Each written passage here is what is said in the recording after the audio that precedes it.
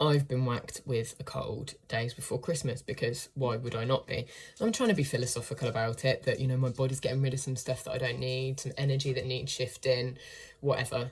But I was searching for more ways of reducing the severity of it and the duration. And then I realised that actually everything that people suggest, I already know. So why not do a video about it? This is particularly about more natural ways of fighting a cold. Obviously, paracetamol has definitely got its place. So my first port of call is echinacea. I can still never know how to spell it. So that's one that autocorrect helps me on. So basically, echinacea are flowers. So if you've got these growing in your garden, you could make a tea out of them. You don't have to spend 20 quid on a thing. There is a cheaper brand that you sometimes find in supermarkets, but just be careful, that's got lactose in it. So if obviously you're intolerant. But even then, they're about 10, 12 quid. This is a good brand, Viridian. They don't have fillers and a lot of nasty stuff, and they are vegan. So if you have any dairy stuff or egg or whatever else, you're fine, you know, you're safe with them.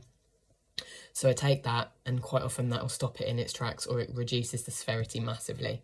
Then I've got some fire cider. I made this in January. Thank God that I did, because my previous batch had run out and I need to make some more. But basically what is in there is apple cider vinegar, which is amazing. And then, not limited to, and as many of these ingredients need to be organic for me, because otherwise there's a lot of crap sprayed on them and not really great. You want to be feeding your health and not, you know, the other.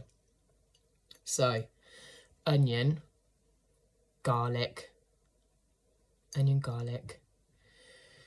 horseradish, chilies, peppercorns, what's the big one? Some cayenne powder in there just for real ring sting. Turmeric, ginger, did I say horseradish? You pour the apple cider vinegar over it in like a Kilner jar or something, burp it every now and then, give it some air just in case there's any gases that get trapped, and leave that for I think 6 weeks. I left mine for a lot longer because I thought, well, you know, I'll just get more good stuff in there. I'm not sure whether that's true or not, but it does taste like something Donald Trump secreted, so careful. You drain it, and then obviously you can just take that as and when you feel like you need it. If you feel like you're coming down, or if you feel like you're a little bit run down and you want to kind of like head it off already, have a little bit of that. If you pair it with some apple juice, it does soften the blow. If you do honey or some kind of sweetener, honey obviously has antibacterial properties in it. But obviously if you're vegan, then going down the agave or maple syrup route. So I'm going to be taking that throughout my cold, and it really does. Sometimes it's just a short, sharp burst. If you can't breathe at all through your nose, you know that feeling. A shot of that, and it's hell, but it eventually, you can feel it just go whoom, because it's got all of that good stuff in there from turmeric, it's anti-inflammatory, ginger's anti-inflammatory, the chili, that sort of helps to, what's the word, constrict your blood vessels. So yeah, all of that good stuff.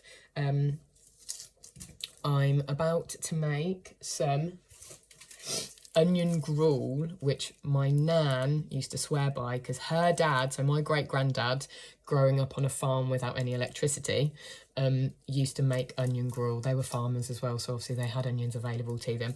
But I'm using organic onions, and literally I'll just chop that up with some garlic, pop it in some water, like just gently, what's the word, saute, or like until they go, you know, a bit more translucent, and then put the water on and just let that, you know, cook for a little while, get all those juices in there, and then I will eat that, because onions, I don't know the scientific behind it, but they are meant to basically absorb, oh, it's kicking in now, meant to absorb basically nasty germs. So if you ever leave an onion out on the side, like I'm going to dot these around my house, they absorb like germs and stuff. I don't know whether that's an old wives' tale. Actually, I need a new phrase for that. Old wives' tale is just knowledge that's been passed down quite often. So yeah, I'm going to dot the onions around my house and then I will pop them in the compost. So yes, it does feel like I'm wasting food, but if it means that my 7-year-old, my partner, my mother-in-law who's in her 70s and coming down today, if it means they don't get it and the house smells of onion for a little bit, it's better than wet dog. Then another thing I'm going to do, and this one is orange juice. So I'm going to put some orange juice, which obviously we all know is high in vitamin C. Rubbish. It was basically marketing from the 1950s when they had they must have had like a mast crop or something. They had so many oranges they didn't know what to do with it. Said, let's market it as something that's a health food and then people will drink it. So it does have some vitamin C, but kiwis have infinitely more, chilies have infinitely more, carrots have infinitely more. But I am going to pair it with some vitamin C with zinc. Apparently you can't OD on vitamin C. I don't know how true that is, but you can't OD. You'll just basically get the squits. It leaves your body if you've had too much. So I'm going to pair it with some orange juice because I like it and it feels a little bit comforting to me. And I'm going to put that in. So this one from Viridian is saying that you put half a level teaspoon into water or juice and drink 1 to 2 times a day, and that the vitamin C and the zinc work together and obviously will help fight shears.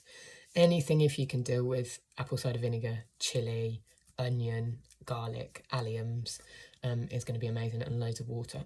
I'm not talking for 7 minutes. So if you get cold, I hope you feel better soon. And all of that other lovely philosophical, spiritual stuff of letting go and all the rest of it. But basically, let's hope you feel better and you can just gorge yourself on mince pies soon.